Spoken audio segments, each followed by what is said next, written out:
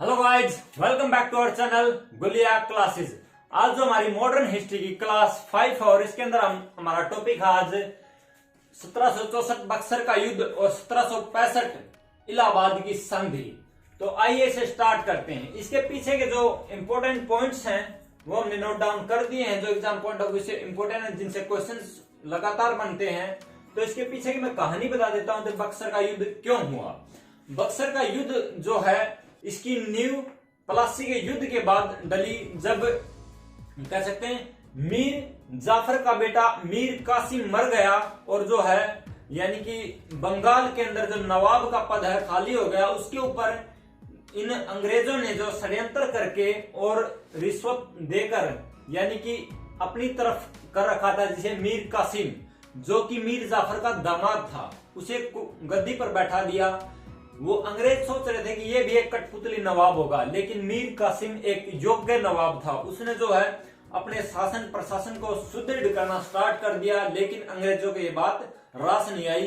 अंग्रेज उस वक्त क्या किया करते थे, उनको जो बंगाल के अंदर प्लासी के युद्ध के बाद जो है उनको ये अनुमति थी कि वो वहां पर व्यापार कर सकते हैं, उनके ऊपर कोई टैक्स नहीं लगेगा, उनको जो हस्ताक्षर दे दिए गए थे। लेकिन वो जो है उसका दुरुपयोग कर रहे थे। दुरुपयोग मीन्स यानी कि अपना उनको कंपनी को छूट थी, लेकिन वो कंपनी के अधिकारी और कर्मचारी भी जो है अपना पर्सनल जो व्यापार या कोई उनका जो उनको कुछ काम करना होता था उसके ऊपर भी वो जो है उसका फायदा उठा रहे थे और उसको जो है हस्ताक्षर को बेच भी देते थे दूसरों को, यानी चंद रुपए के लिए। इसलिए यानी कि बंगाल के जो व्यापार जिससे टैक्स से जो पैसा आता था बंगाल के अंदर वो आना ही बंद हो गया या बहुत कम हो गया था।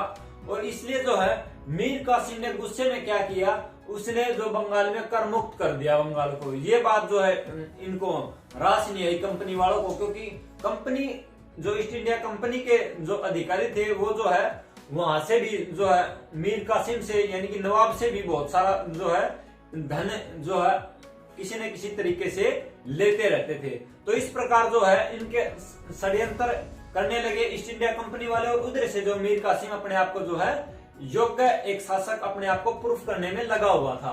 लेकिन इसी बीच क्या हो गया, शाह आलम द्वितीय और अवध के नवाब शुजाउद्दौला भी चाहते थे कि अंग्रेजों को जो है सबक सिखाया जाए। तो इसलिए 1764 के अंदर जो है बक्सर के अंदर जो है ईस्ट इंडिया कंपनी के बीच और बंगाल के नवाब थे मीर कासिम उस वक्त, और अवध के नवाब शुजाउद्दौला तथा मुगल बादशाह शाह आलम द्वितीय के बीच में जो है जो इनकी जो संयुक्त सेनाएं थी उनके बीच में जो युद्ध लड़ा गया।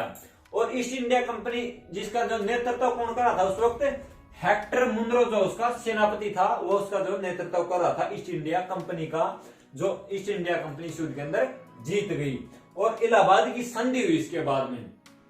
इसके सिर्फ एक साल के बाद ही हम कह सकते हैं यानी कि युद्ध खत्म होते ही जो इलाहाबाद की संधि के ऊपर ये युद्ध खत्म हुआ, क्योंकि उस वक्त तो मुगल बादशाह थे शाह आलम द्वितीय, तो यह संधि हुई शाह आलम द्वितीय के साथ ये संधि की गई, रॉबर्ट क्लाइव ने की। रॉबर्ट क्लाइव उस वक्त जो है बंगाल के गवर्नर थे, यानी कि पहले गवर्नर भी रॉबर्ट क्लाइव हैं। इंडिया की कलाई पकड़ी उन्होंने, सबसे पहले गवर्नर बने रॉबर्ट क्लाइव, उसके बाद द्वितीय गवर्नर भी जो है रॉबर्ट क्लाइव ही थे। और वो जो संधि करने के लिए जाते हैं शाह आलम द्वितीय के साथ, और उनकी संधि होती है यहाँ पर जो है दो संधियां होती हैं। वैसे अगर हम देखें तो एग्जाम के अंदर कई बार दो संधियां हुई हैं इलाहाबाद की, एक पहली संधि और दूसरी, ये जो है शाह आलम द्वितीय और शुजाउद्दौला के साथ की गई थी। और क्या इस संधि के अंदर क्या हुआ कि जो अब तक जो अंग्रेज सिर्फ व्यापारी बने हुए थे वो अब एक प्रकार से प्रशासक शासक की भूमिका के अंदर आ गए। इस संधि के अनुसार जो बंगाल की भूमि पर कर वसूल करने की अनुमति शाह आलम द्वितीय ने कंपनी यानी ईस्ट इंडिया कंपनी को दे दी। क्योंकि आप अगर देखेंगे कि किसी भी शासन को प्रशासन को चलाने के लिए जो यानी कि बॉडी होती है यानी कि राजा, वो क्या करते हैं, या तो लोकतांत्रिक हो या कैसे भी सिस्टम हो, उसको चलाने के लिए जो सिस्टम होता है वो करते हैं टैक्स से, उनके पास पैसा आता है, यानी कि टैक्स हमेशा वसूल करता है जो गवर्न करता है किसी भी, यानी कि वो चाहे लोकतांत्रिक तरीका हो या कुछ भी हो, उसके अंदर टैक्स लगाया जाता है जनता के ऊपर, व्यापार के ऊपर, बहुत सी चीजों के ऊपर। उस टैक्स से जो पैसा आता है सरकार के पास या किसी राजा के पास, उसी से वो अपने राज्य कार्य संपन्न करता है, यानी टैक्स लेता है राजा।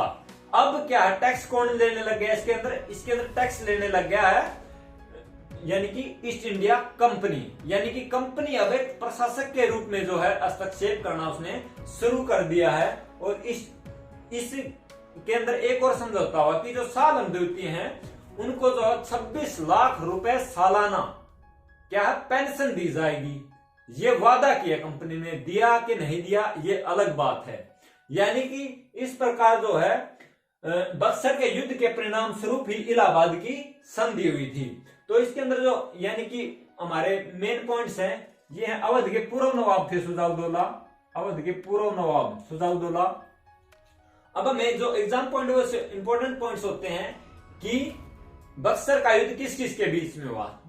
एक होता कब हुआ, 1764, ये आपको ध्यान रखना है। और जो है मेन पॉइंट है कि आपको ये याद रखना कि अब इसके बक्सर के युद्ध के अंदर किस किस ने पार्टिसिपेट किया है। एक तरफ तो ईस्ट इंडिया कंपनी है और दूसरी तरफ कौन कौन है, मीर कासिम, बंगाल और अवध के पूर्व नवाब सुजाउद्दौला और मुगल बादशाह सालम द्वितीय। तो इनको हम कैसे दिमाग के अंदर कोड रखेंगे कि बक्सर का युद्ध, इससे क्या फीलिंग आ रही है, बॉक्सिंग की फीलिंग आ रही है। यानी ये बॉक्सिंग किस किस के बीच में हुई है, ये हुई है भारत के, यानी कि कौन कौन है, भारत वाले थे, हार गए ना भारत वाले इस युद्ध के अंदर, ईस्ट इंडिया कंपनी ने हरा दिया। यानी भारत की तरफ से कौन कौन थे, यानी सुजाउद्दौला, उसको जो अंग्रेजों ने मार मार के सुझा दिया, तो याद रखना सुजाउद्दौला। और जो मीर कासिम, इसकी भी ये कसम खा के सोच रहा था कि इनको हरा दूंगा, इसकी भी कसम धरी की धरी रहेगी, मीर कासिम भी खत्म। और जो मुगल बादशाह बने फिरते थे, बड़े शाही तरीके से रहते थे, वो भी क्या है, सालम द्वितीय भी इसी साइड थे। यानी कि इनकी संयुक्त सेना थी। मीर कासिम यानी इसकी कसम थी कि ये सोच रहा था कि मैं दोबारा से जो है अपने शासन को सुदृढ़ करूं, इसकी कसम नहीं रही बक्सर के बॉक्सिंग के अंदर। और सुजाउद्दौला का सुझा दिया इन्होंने। और जो है शाह आलम द्वितीय जो बड़े शाही तरीके से रहते थे, वो भी जो है इसके अंदर हार गए संयुक्त रूप से। और जो अंग्रेजों का उस तरफ से कौन था, हेक्टर मुनरो। क्योंकि इसको कैसे याद रखेंगे कि बक्सर के युद्ध के अंदर ईस्ट इंडिया कंपनी का जो सेनापति या नेतृत्व कौन कर रहे थे, हेक्टर मुनरो। इसको हम ऐसे कोड करेंगे कि जो बक्सर के युद्ध के परिणाम स्वरूप जो है इलाहाबाद की संधि और उनको जो अंग्रेजों को बंगाल भूमि पर कर वसूल करने की आज्ञा मिल गई, यानी कर वसूल करने की आज्ञा मिल गई, यानी बहुत सी हेक्टेयर भूमि के ऊपर कर जो है वसूल करने की अनुमति उनको किसने दिलाई है, हेक्टर मुनरो, जो कि इस युद्ध का नेतृत्व कर रहे थे। उसके जीतने के बाद ही तो उन्होंने जो है इलाहाबाद की संधि और उसके बाद जो उनको कर वसूल करने की आज्ञा मिली। तो हमने कोड कर लिया है कि बक्सर के युद्ध के अंदर क्या है, हेक्टर मुनरो, ये बहुत बड़े हेक्टेयर भूमि के ऊपर जो ये टैक्स लेने लगे, तो इसलिए कोड कर लिया हेक्टर मुनरो जो है ईस्ट इंडिया कंपनी के सेनापति थे। और अब दूसरा पॉइंट आएगा 1765। तो आपको ये ध्यान रखना, रॉबर्ट क्लाइव ही ने कलाई पकड़ रखी है अब तक, और वो करते हैं सालम द्वितीय के साथ संधि, और उनको संधि के बदले ईस्ट इंडिया कंपनी कर वसूलेगी। और जो सालम द्वितीय को वादा किया गया कि आपको 26 लाख रुपए पेंशन दे दी जाएगी, आप आराम कीजिए, आपको कुछ नहीं करना, आपको राजकाज चलाने के लिए यहाँ से बंगाल से आपको इतनी पेंशन दे दी जाएगी। तो इस प्रकार जो हमारा टॉपिक कंप्लीट हुआ। आपके दिमाग में आ रहा होगा इन पॉइंट्स का क्या याद करें, जो सन लिखे गए 1764-65। देखिए सबसे पहले 1757 हमने किया प्लासी का युद्ध, उसके सिर्फ 3 साल के बाद 1760 के अंदर हमने किया वांडीवास का युद्ध, और उसके अगले 4 साल के बाद हो गया बक्सर का युद्ध, और उसके अगले साल फिर होगी संधि, यानी कि युद्ध हो गए खत्म। यानी कि आपको ये सीरीज से याद रखोगे। और हम जो है 1757 प्लासी के युद्ध के ऊपर जो है हम मॉडर्न हिस्ट्री की जो है क्लास ले चुके हैं। अगर आपने वो नहीं देखी तो प्लीज जाके चैनल की प्लेलिस्ट के अंदर उनको देख सकते हैं, और हम जो है डिस्क्रिप्शन बॉक्स के अंदर भी उनका लिंक दे देंगे।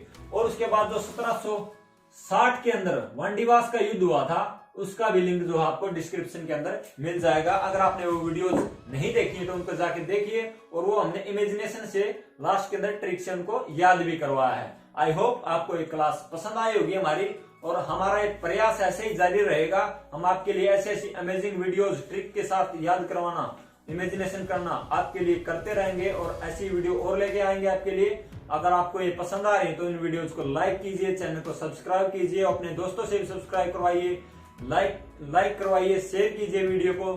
Thank you. जय हिंद, जय भारत।